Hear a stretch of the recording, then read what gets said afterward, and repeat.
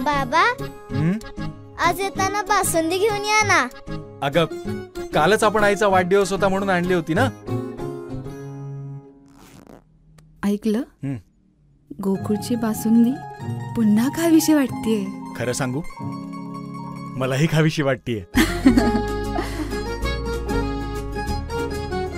पुन्हा पुन्हा खावीशी वाटणारी गोकुळ बासुंदी. ए.वाय. पाटील हे भोगावती शिक्षण प्रसारक मंडळाच्या घटनादुरुस्तीसाठी पुढाकार घेतील असे वाटले होते. मात्र भोगावती शिक्षण मंडळाच्या अधोगतीला ए.वाय. पाटीलच कारणीभूत आहेत, असा आरोप प्राध्यापक जालंधर पाटील यांनी केला.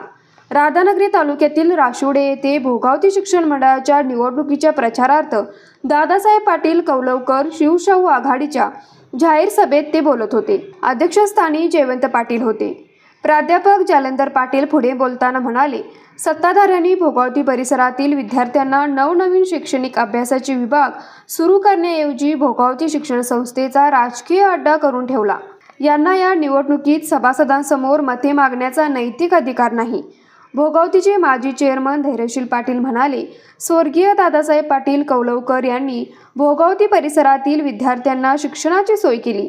मात्र सत्ताधाऱ्यांनी या भोगावती शिक्षण मंडळाचे वाटोळे केले. या जाहीर प्रचार सभेत भोगावतीचे माजी व्हाईस चेअरमन हंबीरराव पाटील, शिवसेना जिल्हा उपप्रमुख अजित पाटील, जनार्दन पाटील, श्रीपती पाटील यांनी भोगावती शिक्षण मंडळाच्या कारभारावर ताशेरे ओढले. न्यूज मराठी 24 कोल्हापूर.